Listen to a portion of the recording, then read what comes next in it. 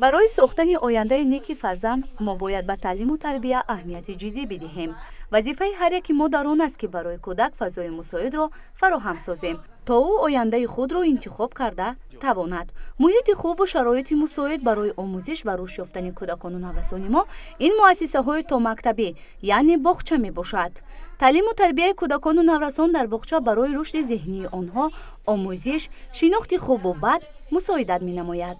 در باغچه برای کودکان و نوجوانان ما شرایط خوب مهیا کرده شده است. طبق برنامه تعلیمی، بازی‌های ورزشی، مشق و تمرین‌ها، بازی‌های گوناگون ذهنی و عملی برای کودکان خیلی شوق‌آور می‌باشد. دوامی روز مربی‌ها با اجرا نمودن هر گونه بازی‌های شوق‌آور و ذهنی طبع کودکان را شاد می‌سازند.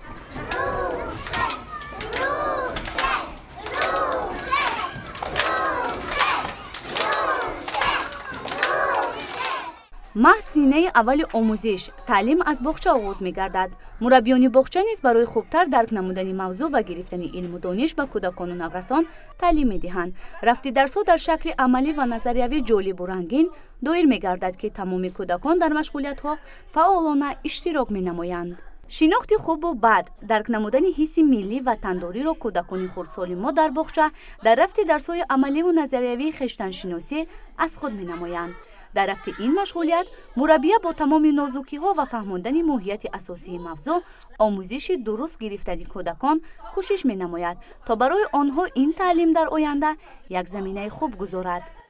در خانواده‌ای که مهر و محبت و همدیگر فهمی باشد، آینده فرزندان آن خاندان درخشان است. بزرگان میگویند اگر فرزندانتان را خواهید خوب و درست تربیت نمایید، باید از خودتان شروع کنید، چون هر رفتار و عمل و گفتاری که ما در محیط خانواده انجام میدهیم بر روحیه فرزندان ما نیز تاثیر میرساند. برای همین ما را میسازد که در تربیت فرزندان خود دوراندیش باشیم، به رفتار خود به گفتار خود اهمیت مخصوص دهیم. درود بینندگان عزیز، برنامه نوبتی موضوع روز است. مهمان خاندان شما. موضوع نوبتی برنامه ما باشد قانون جمهوری تاجیکستان درباره مسئولیت پدر و مادر در تعلیم و تربیت فرزند است. مهمانان برنامه ما هستند کارمند کمیته کار با زنان و عائله نزد حکومت جمهوری تاجیکستان خال و زرینه و کارمند سرایست معارف شهر دوشنبه بابازاده اسامیدین. شما را خوش آمدید میگویم. در آغاز صحبت میخواستیم نظر شما را وابسته به قبول قانون جمهوری تاجیکستان درباره مسئولیت پدر و مادر در تعلیم و تربیت فرزند شنیده باشیم. محمد غزالی فرموده است فرزند امانت است در دست پدر و مادر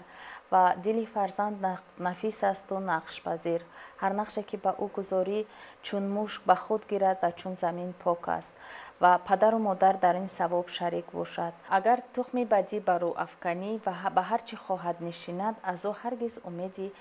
نیکی مجوی. مردم صاحب تمدن تاجیک در تعلیم و تربیت فرزند دقت مخصوص ظاهر نموده در روحیه وطندوستی و خویشتن‌شناسی، دانش اندوزی و علم آموزی تربیت نمودن فرزندان پیوسته تلاش می‌کردند. محض همین عامل‌ها باعث گردیدند که در زمینه معیارهای کنستیتوسیون جمهوری تاجیکستان در کشور ما قانون ملی یعنی قانون جمهوری تاجیکستان درباره مسئولیت پدر و مادر در تعلیم و تربیت فرزند به تصویب رسید که این قانون مسئولیت پدر و مادر را در تعلیم و تربیت فرزند در سطح قانونگذاری معین می نماید. باعث ذکر است که در آخر عصر 20 و اول عصر 21 جامعه جهان را تحولات خیلی بزرگ فرا گرفت و در این زمینه در آغاز عصر 21 جهت تعلیم و تربیت درستی نسل نو است و در روحیه وطن دوستی افتخار ارزش‌های ملی ضرورت به میان آمد که یک قانون در شکل ملی تهیه و قبول گردد و ماه اوگوست سال 2011 قانون جمهوری تاجیکستان درباره مسئولیت پدر مادر در تعلیم و تربیت فرزند عبارت از 6 باب و 17 ماده یعنی قبول گردید و در وقت قبول گردیدن قانون جمهوری تاجیکستان در برابر پیشنهاد فکر و اندیشه های مقامات های قانونگذار اینچنین قسم زیادی جامعه تاجیکستان یعنی پیشنهادهای مشخص پیشنهاد نمودند و این قانون در یک شکل خیلی مشخص و در زمانی امروزه خیلی قانونی یعنی ضروری قبول گردید و عملی شوی این قانون نشان داد که خوانندگان مؤسسه تعلیمی چخیلی که ما قید کردیم در اکثر آن فعالیت مؤسسه تحصیلات تا مکتبی و تحصیلات میانه عمومی رو ҳамин қонун ба танзим медарорад дар баробари дигар санадҳои меъёрии ҳуқуқии танзимкунандаи соҳаи маориф дар кишвар нишон дод ки рӯз аз рӯз яъне робитаи хуби падару модар бо муассисаи таълимӣ баром монда шудааст ва ҳамарӯза мо мушоҳида мекунем мебинем ки ҳар рӯз аз ҳар як озмуну олимпиадаи чӣ сатҳи байналмилалӣ бошад чӣ сатҳи ҷумҳуравӣ бошад хонандагони мо соҳиби дастовардҳои назаррас мегарданд ва амалишавии ин қонун нишон дод ки одобу ахлоқ дар байни хонандагон дар байни насли наврас дар сатҳи зарурӣ яъне баром монда шавад ҳолатҳои ҳуқуқвайронкунӣ ва дигар ҷинояткорӣ дар байни наврасон новобаста аз оне ки дар асри илм аст асри технология аст ҳар гуна таҳдиду хатарҳо тариқи шабакаҳои иҷтимоӣ ҳаст ҳамин қонун ба танзим даровард ва чунин яъне омилҳои номатлуб дар байни ноболиғон қариб ки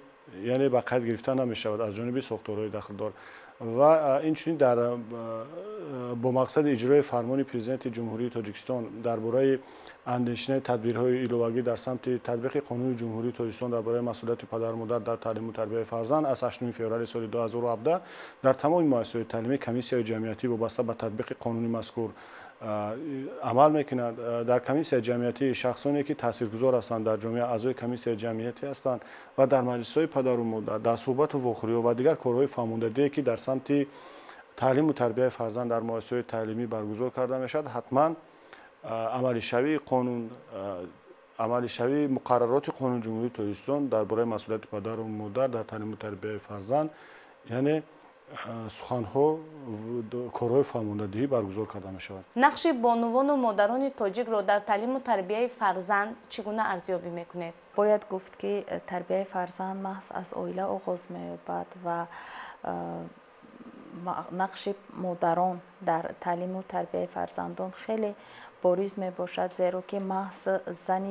маҳз модари босавод метавонад ки фарзанди босаводро ба воя расонад. бояд қайд намуд ки дар ин замина бузургону гузаштагони мо асарҳои хеле зиёда эҷод карданд. Дастурамали хубе аст барои мо модарон барои ба воя расонидани фарзандони босаводу бо маърифат, яъне ҳамон баҳористони Абдураҳмони Ҷомӣ, қобусномаи Унсурмаолии Кайковус, насиҳатномаи Имоми Аъзам, ахлоқи Насриддини Тусӣ ва садҳо асарҳои дигаре ки метавонанд барои ба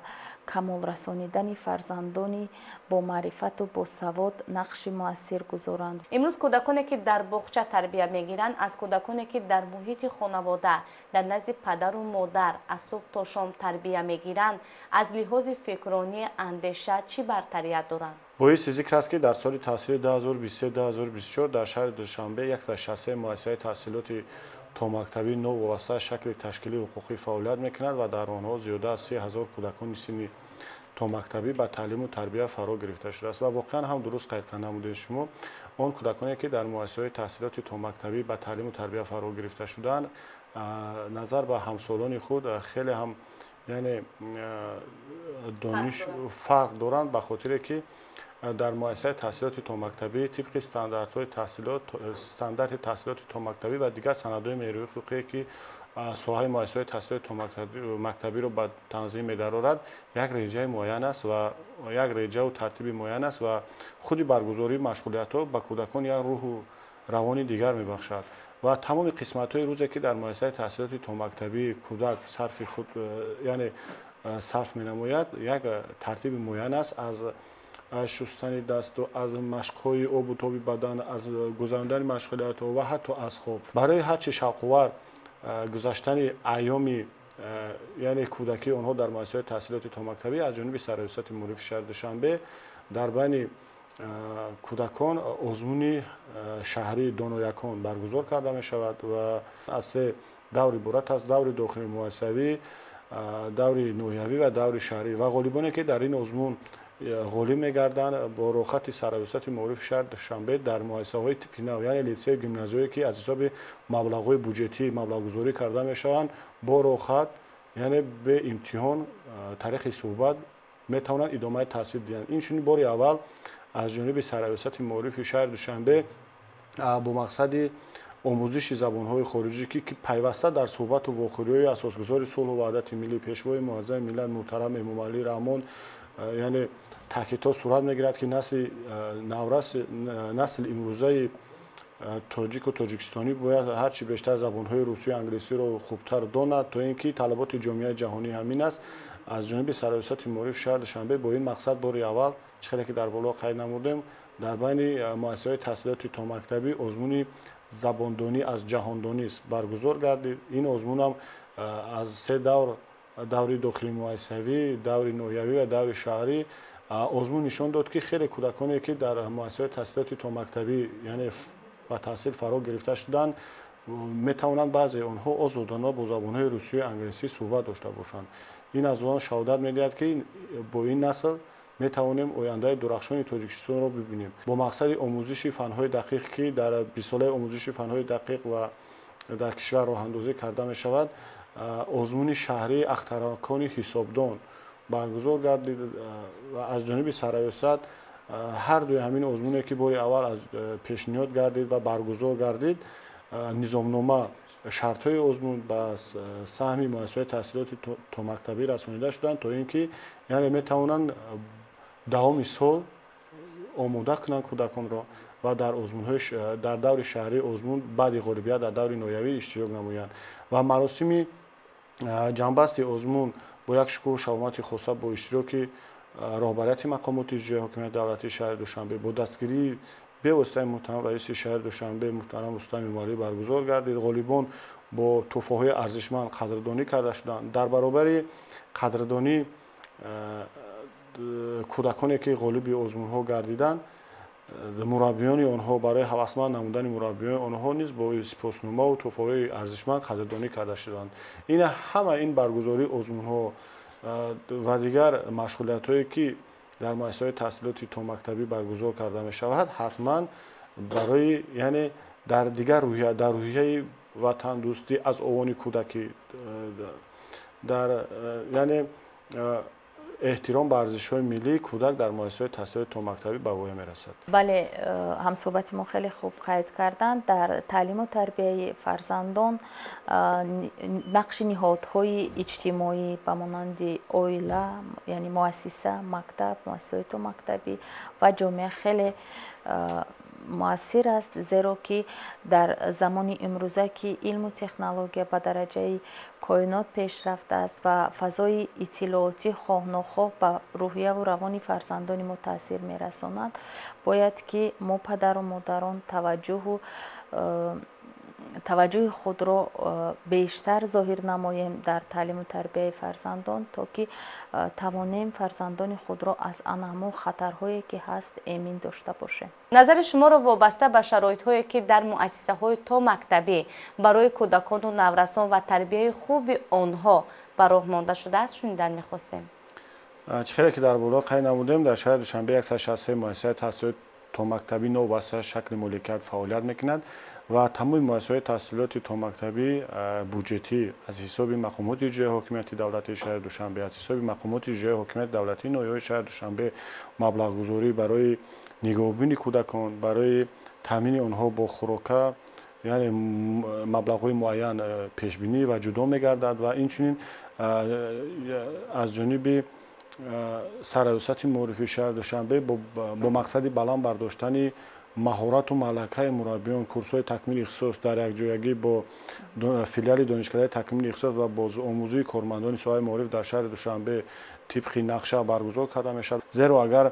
مربی از دانش‌های معاصر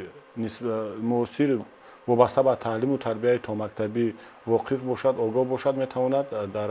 با برگزاری اصول‌های نو و معاصر مشغولیت‌ها را وابسته به طلبات زمان در مؤسسه‌های تحصیلات تا مکتبی یعنی راه‌اندازی نماید. این لحظه می‌خواهیم بهر بینندگانمان آن نوارهایی که ما از مؤسسه تا مکتبی رقم 67 ثبت نموده‌ایم پیشنهاد سازیم، چون یک روزه مشغولیت‌هایی که در باغچه کودکان آنجا سپری می‌کنند آن را ما ثبت کردیم و روی نوار گرفتیم و می‌خواهیم بهر بیننده‌ها پیشنهاد کرده باشیم. مرحمت تماشا می‌کنیم، بعداً صحبت خود را ادامه می‌دهیم. расмкашӣ ва кор намудан бо рангҳо низ барои зеҳни кӯдакон хуб мебошад, чун тавассути машғулияти омӯзишии расомии онҳо метавонанд бо табиати нотакрори мавзеъҳои сайёҳӣ ошно гарданд. ҳамзамон тариқи рангҳо расмҳои табиати нотакрорро тасвир намоянд. синни томактабӣ зинаи аввали ташаккули шахсияти кӯдак ба шумор меравад. Аз ин рӯ мо мураббиён вазифа дорем то кӯдаконро дар рӯҳияи ватандӯстӣ, хештаншиносӣ тарбия намоем. мо аз рӯи барномаи рангинкамон машғулиятҳоро ба роҳ мемонем. кӯшиш мекунем то кӯдаконро хубтар дарк намоем ва онҳоро бо меҳру муҳаббат тарбия намоем. бинандагони азиз, идомаи барномаи мавзӯи рӯз аст. мавзӯи навбатии барномаи мо бошад қонуни ҷумҳурии Тоҷикистон дар бораи масъулияти падару модар дар таълиму тарбияи фарзанд аст. муаллимаи азиз, мехостем назари шуморо вобаста ба хушунати хонаводагӣ шунида бошем, чун мегӯянд хушунати хонаводагӣ ба рӯҳияи кӯдакони хурдсоли мо таъсир мерасонад. аз назари шумо чӣ таъсир расонида метавонад? албатта, чуноне ки дар боло қайд намудем, яъне тарбияи асосиро фарзанд дар оила мегирад ва ҳар он рафтору кирдоре ки дар оила аст хоҳ нохоҳ ба рӯҳияи кӯдак таъсир мерасонад ва бояд гуфт ки фарзандоне ки кӯдаконе ки дар муҳити ноором ба воя мерасанд, хоҳ нохоҳ ба ояндаи онҳо таъсири худро гузошта метавонад ва бояд гуфт ки фарзандоне ки дар бисёр маврид дар оилаҳояшон хушунат аст, ба онҳо хоҳ нохоҳ диққати махсус дода намешавад, зеро падару модар дар бисёр маврид ба ана ҳамон мушкилотое ки дар пеши худ доранд, яъне байни худ доранд, ба он овора мегарданд ва ба тарбияи кӯдакон чандон диққат намедиҳанд ки дар натиҷа самараи онро хоҳ нохоҳ мебинанд. ва бояд гуфт ки барои ҳар як кӯдак пеш аз ҳама ҳамон меҳрубонии модарона ва сахтгирии падарона зарур аст. яъне барои ҳар як кӯдак оилаи солим зарур аст ва ба воя расидан дар чунин оила низ ба ояндаи кӯдак таъсири хубе хоҳад гузошт ва дар бисёр маврид кӯдаконе ки дар оилаҳои ором ба воя мерасанд, онҳо бештар ба ана ҳамон муҳити атроф низ бо чашми нек, бо назари нек менигаранд. дар партави суханронӣ ҳамсӯҳбати мо чунин қайд намудани ҳастем ки он нафароне ки он хонандагоне ки дар муҳити солим ба воя мерасанд, воқеан ҳам як хонандаи хеле хубу боистеъдод ҳам мегарданд ва дар тамоми озмуну олимпиадаҳои чӣ даври шаҳрӣ чӣ даври ҷумҳуриявӣ фаъолона иштирок менамоянд ва сазовори дастовардҳои назаррас ҳам мегарданд. аз ин маълум мегардад ки оилае ки солим аст дар рӯҳияи таълиму тарбияи кӯдак нақши асосиро бозӣ мекунад. вақте ки оила солим аст, хоҳ нохоҳ фарзанд ба таълиму тарбияи дуруст равона мегардад ва аз ҷониби сароясати маорифи шаҳри душанбе дар тамоми муассисаҳои таҳсилоти миёнаи умумӣ ва муассисаҳои таҳсилоти томактабӣ воҳиди кори равоншинос ташкил карда шудааст ва дар муассисаҳои таълимии равоншиносони касбӣ ба кор ҷалб карда шуданд ва он нафарони хонандагон умуман он шахсоне ки яъне дар оила ягон мушкилӣ меояд, бевосита равоншинос бо онҳо корбарӣ менамояд ва онҳоро аз лиҳози психологӣ яъне ба ояндаи нек, ояндаи хуб ва баҳровардан аз ҳолати нохуби психологӣ ба онҳо суҳбату вохӯриҳо ва корҳои фаҳмондагиро доир менамоянд. вобаста ба таҷдиди рӯзи байналмилалии кӯдакон аз ҷониби сароясати маорифи шаҳри душанбе кадом чорабиниҳо доир гардида истодаанд? боиси зикр аст ки дар саросари ҷаҳон ҳамасола рӯзи 1 июн ҳамчун рӯзи байналмилалии ҳифзи ҳуқуқи кӯдакон баргузор карда мешавад ва аз ҷониби мақомоти иҷроия ҳокимияти давлатии шаҳри душанбе бо қарори дахлдори раиси шаҳри душанбе муҳтарам Рустами Эмомалӣ аз 23 майи соли 2024 аллакай нақша чорабиниҳои мушаххас таҳия гардидааст ва ин аз ҷониби сароясати маорифи шаҳри душанбе ва дигар зеҳсохторҳои тобеи он дар ҳамкорӣ бо сохторҳои дахлдори шаҳрӣ аллакай корҳои чорабиниҳои мухталиф баргузор намуда истодааст ва 1 июн дар маркази кӯдакон ва наврасони шаҳри душанбе чорабинии ҷолиби фарҳангӣ бо намоиши дастовардҳои кӯдакон баргузор карда мешавад ва тамоми он чорабиниҳо он чорабиниҳову он мусобиқаҳое ки дар байни кӯдакону наврасон баргузор гардида истодаанд натиҷагирӣ ҷамъбаст ва беҳтаринҳо бо тӯҳфаҳои хотиравӣ қадрдонӣ карда мешаванд. дар муассисаҳои таҳсилоти томактабии шаҳри Душанбе аз ҷумла муассисаи таҳсилоти томактабии рақами 67 ноҳияи Шоҳмансор тибқи барномаи таълимии рангин камон дар баробари гузарондани машғулиятҳои омӯзишӣ таълимӣ, рассомӣ, боз машғулияти суруду мусиқӣ бароҳмонда шудааст, ки кӯдакон бо завқи беандоза дар рафти машғулиятҳо ширкат намуда мерақсанду суруд мехонанд.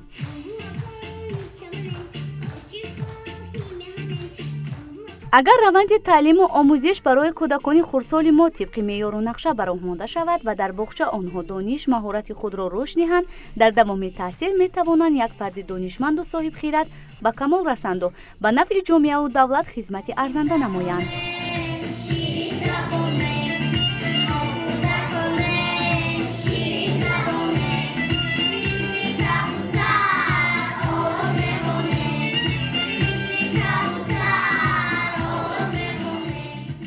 چی باید کرد که ما فرزندان خود را درست تربیت کنیم و کدام عامل‌ها را استفاده بریم که آنها محبت و مهر وطن و وطنداری و حس و افتخار ملی را در خود جای دهند و همیشه همچون فرزندان سزاوار این وطن و این ملت خدمت شایسته نموده باشند. پدر و مادر در تعلیم و تربیت فرزند خیلی مهم ارزیابی کرده می شود و ما باید پدر و مادران فرصت مناسب را از دست نداده باید قید نمود که تربیت فرزند از روز اولی تولدشوی او به آغاز می گردد و ما پدر و مادران باید که تمام کوشش و تلاش های خود را به آن روانه سازیم که فرزندان خود را در روحیه وطندوستی خویشتن شناسی تربیت نموده برای جامعه یک نسل سازنده و بنیادکار را به میراث گذاریم. در پرتو سخنرانی همصحبت ما یک چیز را اضافه کردنی هستیم که از آغاز سال تحصیلی 2022-2023 و از سال تحصیلی 2023-2024 بواسطه با پیشنهاد رئیس شهر دوشنبه محترم رستم امامعلی در تمام مؤسسه‌های تحصیلاتی میانه عمومی درس‌های افتخار وطنداری برگزار کرده می‌شود و درس‌ها طریق یعنی ساعت‌های تربیوی ایلوگی برگزار کرده می‌شود و این هم باشد برای تعلیم و تربیت نسل نو سهم خوبی خود را می‌گذارد و باوری داریم که آن تطبیق آن سندهای معیاری حقوقی که در سمت تعلیم و تربیت قبول می‌گردد به خاطر پیش از همه به خاطر آن است که نسل امروزه ما نسل سالم باشد، نسل باویر رسد که دولت و ملت از آن را افتخار داشته باشد. برای یک صحبت صمیمی به شما ایثار سپاس می‌نماییم. بینندگان عزیز بار دیگر یادرساتان می‌نماییم که همصحبتان برنامه ما بودند خال و زرینه کارمند کمیته کار با زنان و عائله نزد حکومت جمهوری تاجیکستان با بازاده اسامیدین کارمند سرایست معارف شهر دوشنبه. شما را خوش آمدید میگوییم. بینندگان عزیز این بود برنامه نوبتی موضوع روز. تا برنامه‌های بعدی تنصیحات فیروز باشید. خیر.